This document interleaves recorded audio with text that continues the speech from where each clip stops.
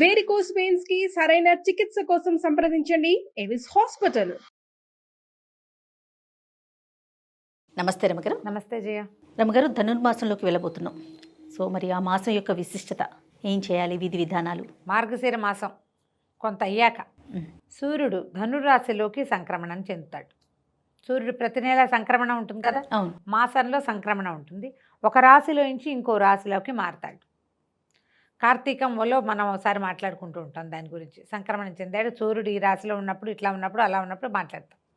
అయితే ఇప్పుడు ఈ రెండు సంక్రమణాలు ఇప్పుడు ఈ నెలలో వచ్చేవి. మార్గశిరంలో వచ్చేది, మార్గశిరం తర్వాత నెలలో మారిపోయేది, రెండు చాలా విశేషమైనవి.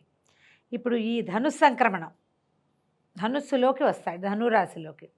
సూర్యుడు ధనురాశిలోకి రాగానే నెలపట్టు పట్టిందంటారు. నెలపట్టు వాళ్ళంతా అదే మాట్లాడతారు, నెల పట్టడం. ఈ నెల రోజుల పాటు విశేషమైన పూజా విధానాలు చేసుకుంటాం.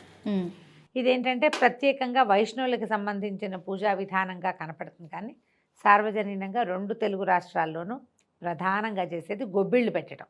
ధనుర్మాసం పూర్తయ్యేసరికల్లా, అంటే మకర సంక్రమణం రాగానే వాళ్ళ సంక్రమణం పండగ చేసుకుని సంక్రాంతి పండగ చేసుకుంటాం, తర్వాత కథ మారిపోతుంది. అయితే ఇప్పుడు ఈ సంక్రమణం ఎలా వెళ్తుంది, మనకు ఒక నెల రోజుల పాటు నడుస్తుంది కదా. ఇక్కడ నుంచి ఈ ధనుస్సులు ఏం చేస్తారు, ధనుర్మాసం అంటారు. ధనుర్మాసంలో మామూలుగా వేసే చుక్కల ముగ్గులు కాకుండా గీతల ముగ్గులు పెట్టుకుంటాం. ప్రతి వాకిట్లోనూ గీతలు మారిపోతాయి. అక్కడి నుంచి ఆవు పేడ సేకరించి, మరి పల్లెటూళ్ళల్లో ఇప్పటికీ పెడుతూనే ఉన్నారు. పట్టణాల్లో మనమేం పెడతాం, సిటీలలో పెట్టలేకపోతాం కదా. కాకపోతే గొబ్బిళ్ళని తలుచుకుంటాం. గొబ్బిళ్ళని యథాశక్తి టీవీలు సోషల్ మీడియా వాడుకుంటాయి, మనం ఊరికే చూసి ఆనందించడం తప్పిస్తే ఏమీ చేయలేం. అయితే ఇలాంటప్పుడు గొబ్బిళ్ళు పెట్టడం, తర్వాత తల్లి గొబ్బెమ్మ, పిల్ల గొబ్బెమ్మ, తర్వాత సాయంకాలం పూట సందె గొబ్బిళ్ళని గొబ్బి తట్టి ఆటలాడడము అన్నీ విశేషంగా చేస్తాం. ఈ రోజుల్లోనే గంగిరెద్దుల వాళ్ళు, హరిదాసులు తెల్లవారుజామునే ఆ మంచులో వాళ్ళు మంచును చీల్చుకుని మనుషులు వస్తూ ఉండటం, హరినామ సంకీర్తన వినపడడం చిన్నప్పుడు బాగా కనపడేది. అవును. తర్వాత ఇవి పండగ రోజులు, ఏంటంటే ధాన్యం ఇంటికి వచ్చే రోజులు.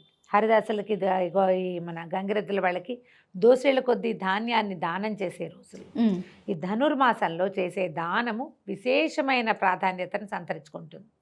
ఇప్పుడు ధాన్యం దానం చేస్తే ఇబ్బడి ముబ్బడిగా పండుతుంది అనుకుంటారు.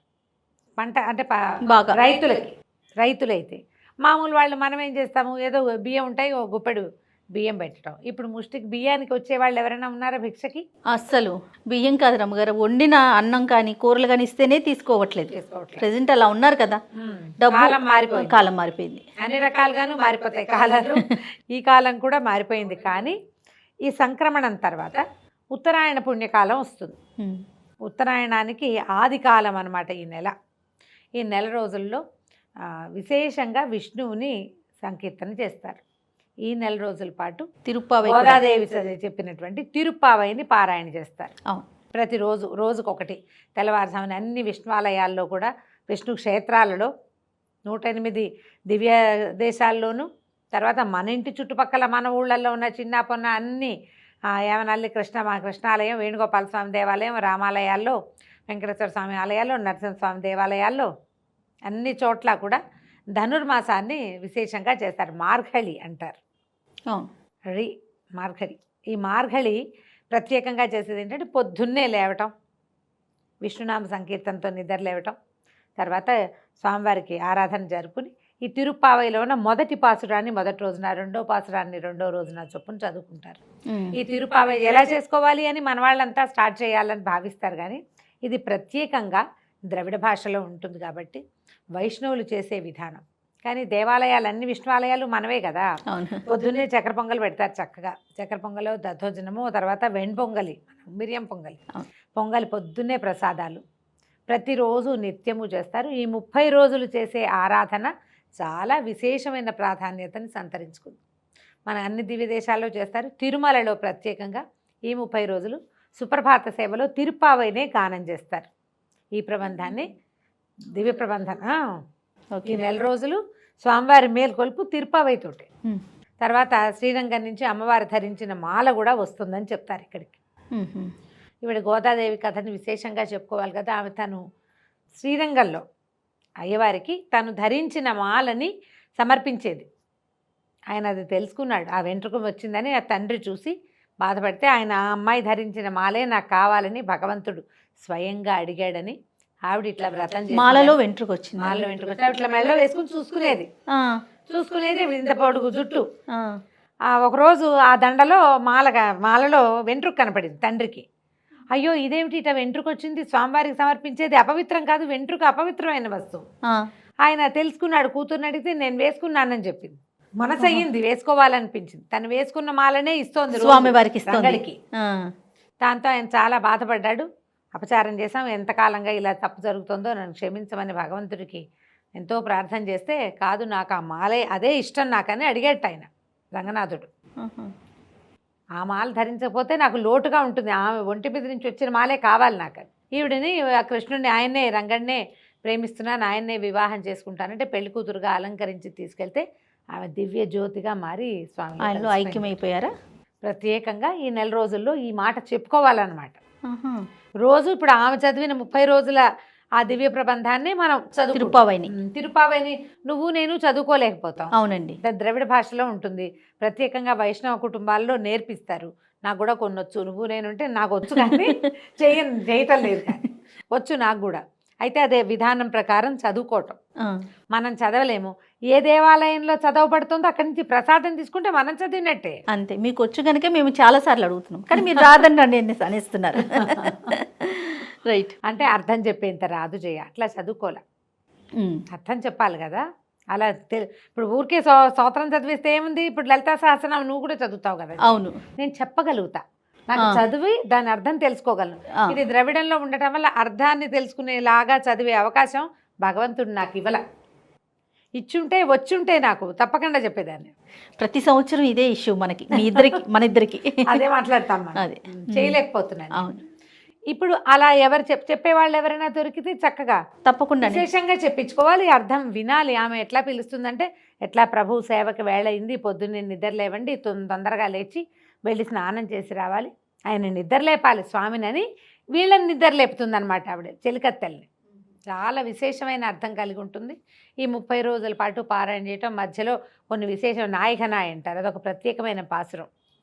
తూమణి మాడత్తు అదొక ప్రత్యేకమైన పాసురం. అట్లా ప్రత్యేక పాసురాలప్పుడు ప్రత్యేకమైన సేవాకాలాన్ని జరుపుతారు. తర్వాత ఈ గోదా కళ్యాణంతో ఈ తిరుపావై ప్రబంధ పఠనం పూర్తవుతుంది. ఈ నెల రోజుల పాటు ఇలా చేయబడే దేవాలయానికి వెళ్ళి ఒక్కసారైనా నమస్కారం చేయండి. మానవ మాతృలు ఎట్లా భగవంతుడిని చేరచ్చు చెప్పింది ఆమె. సాధారణంగా మన అందరికీ పూజ ఉంటుంది, భక్తి ఉంటుంది, ఏదో చేస్తాం. మనం ఏది చేస్తున్నామో అదే భక్తి అనుకుంటాం. ఒక్కొక్కళ్ళకి పువ్వుల మీద ఉంటుంది, ఒక్కొక్కళ్ళకి దండల మీద ఉంటుంది, ఒక్కొక్కళ్ళకి ప్రసాదాల మీద ఉంటుంది. చాలామందిని గ్యాదర్ చేయటం, కొంతమందికి చాలా అలంకారం, కొంతమందికి ఉపవాసం, కొంతమందికి మడి ఆచారం, ఇతరులకు కనపడక, కొంతమందికి వితరణ, అందరికీ బాగా ఇంత ఎక్కువ ప్రసాదాలు చేసి పంచిపెట్టేసేయాలి. భక్తి పలు విధాలుగా ఉంటుంది. మధుర భక్తి ఇది. భగవంతుడిలో చేరటం ఎట్లా ఆయనతో మమేకమైపోవాలో ఈ గోదాదేవి మనకు తెలియజేస్తుంది. ఈ ప్రత్యేక ప్రబంధాన్ని ఈ నెల రోజులు చదువుతారు. అవకాశం ఉన్న వాళ్ళు చదువుకోవచ్చు, లేని వాళ్ళు మేము చదవలేకపోతున్నాం ఎట్లా చెప్పండి అని అడగండి. ఎక్కడ చదువుతారో ఆ గుళ్ళోకి వెళ్ళిపోండి, అంతే. అక్కడికి వెళ్ళి ప్రసాదం స్వీకరించండి. ప్రతిరోజు ఒక పాసురాన్ని చదువుతారు.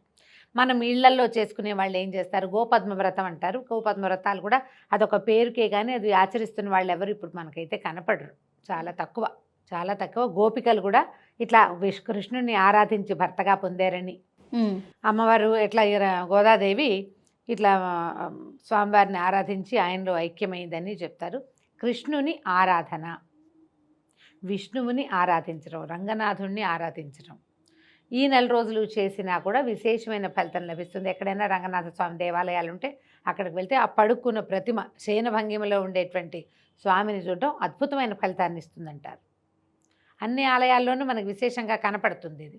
ఎలా కుదిరితే అట్లా చేయటం, మనం ఎలా వాకిట్లో ముగ్గేసుకోవటం, ఇల్లు శుభ్రంగా ఉంచుకోవటం, కృష్ణ గాథలు ఏమైనా చదువుకోవటం, భాగవతం లాంటివి, భగవద్గీత లాంటిది చదువుకోవటం, ఇవి అద్భుతమైన ఫలితాన్ని ఇస్తాయి. ఈ నెల రోజుల లోపల మనం ఏం చేస్తాం, పండగ దగ్గరకు వచ్చేసరికల్లా ఇల్లు బూజులు గిజలు చిమటాలు చేస్తాం.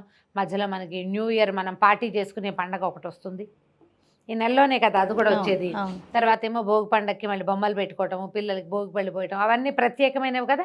మళ్ళీ దాని గురించి చెప్పుకుంది కానీ చెప్పుకుందాం దాని సంగతి. ధనుర్మాసానికి ప్రత్యేకం ఏంటంటే కృష్ణ దేవాలయాలు, విష్ణువాలయాలని దర్శించటమే ఈ నెల రోజుల విశేషం. పొద్దునే లేవటం, దీనికి ఉదయకాలపు స్నాన విధిని గురించి చెప్పరు. మ్మ్హ్మ్. మనం కానీ గుళ్ళోకి వెళ్ళి ప్రసాదం తినాలంటే స్నానం చేయాలి కదా ఖచ్చితంగా కదా. కదా. కానీ చన్నీళ్ళు వేడి నీళ్ళు నియమం లేదు. మనకి కార్తీకం లాగా. కార్తీకంలాగా నియమం లేదు. మన వ్యవహారం, మన విధానాన్ని బట్టి మనం చేసేసుకోవచ్చు. అవకాశాన్ని బట్టి చేయండి. మంచు రోజులు కాబట్టి తల కాస్త చక్కగా ఏదైనా మఫ్లర్లు అవి కట్టుకుని దేవాలయానికి వెళ్ళగలిగితే చాలా బాగుంటుంది. ప్రయత్నం చేసి చూడటమే. రైట్ అమ్మగారు, నమస్తే. నమస్తే చేయండి.